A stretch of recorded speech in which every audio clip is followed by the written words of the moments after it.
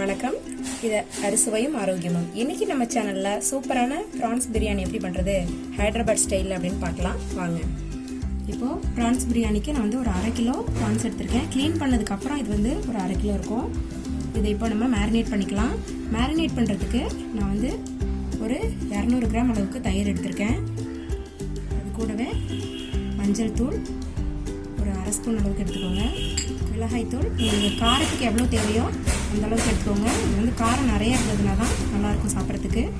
நான் கொஞ்சம் நிறையவே தான் எடுத்துக்கிறேன். பிரியாணி மசாலா இது எப்படி செய்கிறதுங்கிறத நான் மேலே டிஸ்கிரிப்ஷனில் கொடுக்குறேன். 1 ஸ்பூன் அளவுக்கு எடுத்துக்கோங்க. இஞ்சி பூண்டு விழுது ஒரு 2 ஸ்பூன் அளவுக்கு. ஒரு லெமன் எடுத்து அதோட ஃபுல் ஜூஸையும் நான் எடுத்து வச்சுருக்கேன். அப்புறம் ரொம்ப முக்கியமான ஸ்டெப் இது, ஆனியன்ஸ் எடுத்து நல்லா பொடி பொடியாக நீளமாக கட் பண்ணிவிட்டு எண்ணெயில் போட்டு நல்லா ஃப்ரை பண்ணி வச்சுக்கோங்க. வதக்கி இல்லை நல்லா பொரித்து வச்சுக்கோங்க. அதையும் நம்ம இது கூட சேர்த்துக்கலாம். கொத்தமல்லி, புதினா எல்லாத்தையும் சேர்த்து நம்ம இப்போ மிக்ஸ் பண்ணிக்கலாம். அதுக்கு முன்னாடி இதுக்கு தேவையான அளவு உப்பையும் நம்ம இது கூட சேர்த்துக்கலாம். ப்ரான்ஸ்க்கு தேவையான அளவு உப்பு எல்லாத்தையுமே இப்போ நீங்கள் சேர்த்துடலாம். இது நம்ம ஒன்றா கலந்துக்கலாம்.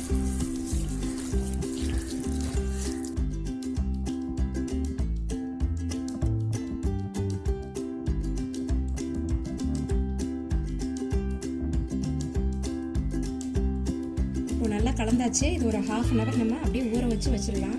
இப்போ பிரியாணி செய்கிறதுக்கு நான் ஒரு 400 கிராம் அளவுக்கு பாஸ்மதி ரைஸ் எடுத்திருக்கேன். இதை ஒரு 15 நிமிஷம் ஊற வச்சு எடுத்துக்கோங்க. இப்போது சாதத்தை வேக வைக்கிறதுக்கு இந்த மாதிரி ஒரு பெரிய பாத்திரத்தில் நிறைய தண்ணி எடுத்துக்கோங்க. நல்லா ஃப்ரீயாக வேகிற மாதிரி.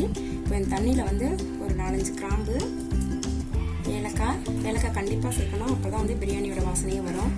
பட்டை, ஒரு நட்சத்திர சோம்பு, பட்டையோட இலை, கொத்தமல்லி, புதினா எல்லாத்தையும் சேர்த்து நம்ம தண்ணியை சூடு பண்ணிக்கலாம். இப்போ சாதத்துக்கு தேவையான அளவு உப்பையும் நம்ம இது கூட சேர்த்துக்கலாம். ஏற்கனவே நம்ம மேரினேட் பண்ணும்போது இறாலுக்கு தேவையான அளவு உப்பு அதில் சேர்த்துருந்தோம். இப்போ சாதத்துக்கு தேவையான அளவு மட்டும் இதில் சேர்த்துக்கலாம். இது எல்லாத்தையும் சேர்த்ததுக்கப்புறம் ஒரு 2 ஸ்பூன் அளவுக்கு குக்கிங் ஆயில் இதில் நம்ம சேர்த்துக்கலாம். இப்போ இதை நம்ம நல்லா கொதிக்க வச்சிடலாம் ஒரு மூடி போட்டு. தண்ணி இப்போ நல்லா கொதிச்சிருச்சு. இப்போ நம்ம ஊற வச்ச அரிசியை இது கூட சேர்த்துக்கலாம். அரிசி இப்போ ஒரு 2லேருந்து ஒரு 3 நிமிஷம் இல்லை ஒரு 4 நிமிஷம் வெந்தால் போதும். அரை வேக்காடாக தான் வேக வைக்கணும், ஃபுல்லாக வேக வச்சிடாதீங்க.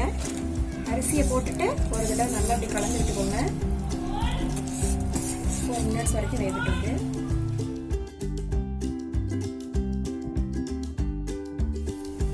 ஒரு 4 மினிட்ஸ் ஆயிடுச்சு. இந்த அளவுக்கு வெந்திருந்தால் போதும். இப்போ நம்ம இந்த தண்ணியை வடிச்சிட்டு இதை எடுத்து மூடியை போட்டு அப்படியே வச்சுக்கலாம் தனியாக. இப்போ பிரியாணி செய்யறதுக்கு இந்த மாதிரி அடி கனமாக உள்ள ஒரு பெரிய பாத்திரத்தை எடுத்துக்கோங்க. அதில் கொஞ்சம் எண்ணெயை சேர்த்துக்கலாம். ஏற்கனவே நம்ம வெங்காயம் ஃப்ரை பண்ணோம் இல்லையா, அந்த எண்ணெயை நீங்கள் சேர்த்துக்கலாம். நல்ல வாசனையாக இருக்கும்.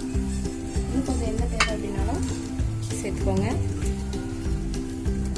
எண்ணெய் இப்போ சூடாகிட்டு இருக்கு. இதில்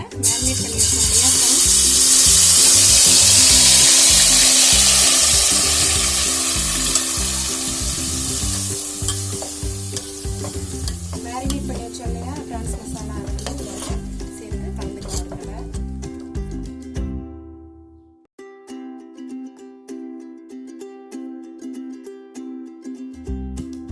ஒரு 2 மினிட்ஸ் ஆயிடுச்சு.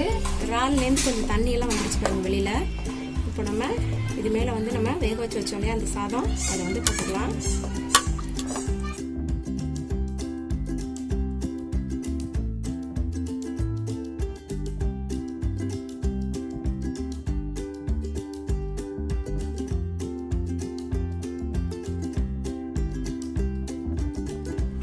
இப்போ ப்ரான்ஸ் மசாலா மேலே சாதத்தை ஃபுல்லாக போட்டு நல்லா பரப்பி வச்சாச்சு. இதுக்கு மேலே கொத்தமல்லி, புதினா ரெண்டையும் நல்லா பரப்பி விடுங்க. இதுக்கு மேலே வெங்காயத்தை நல்லா ஃப்ரை பண்ணி வச்சிருந்தோம் இல்லையா, அதையும் விட்டுக்கோங்க.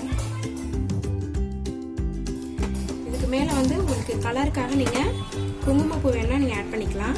அப்படி இல்லை அப்படின்னா கொஞ்சமாக மஞ்சள் தண்ணியில் கரைச்சிட்டு எடுத்து கொஞ்சமாக உங்களுக்கு கலர் வேணும்னா இந்த மாதிரி லைட்டாக தெளிச்சு வச்சுட்டிங்கன்னா அப்போதான் பார்க்கறதுக்கு நல்லா கலர்ஃபுல்லாக இருக்கும்.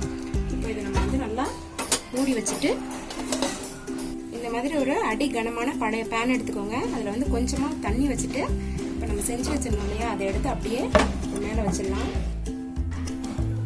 வச்சுட்டு ஒரு 5 மினிட்ஸ் வந்து ஃபாஸ்ட் ஃப்ளேம்லையும் ஒரு 5 மினிட்ஸ் வந்து ஸ்லோ ஃப்ளேம்லையும் வச்சு நம்ம குக் பண்ணி எடுத்துக்கலாம்.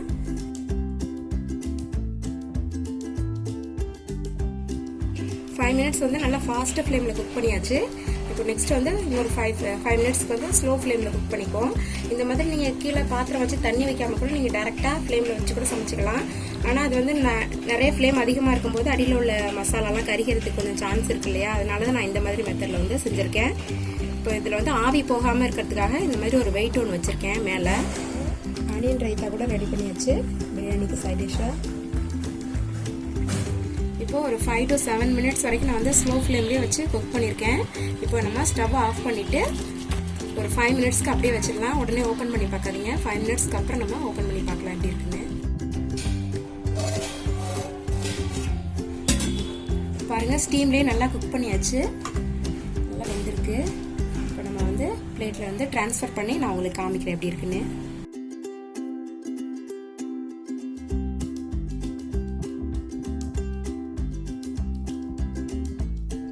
அவ்வளோதான், நம்மளோட ப்ரான்ஸ் பிரியாணி ரொம்ப சூப்பராக ரெடி ஆயிடுச்சு. நீங்களும் இதை ட்ரை பண்ணி பாருங்கள்.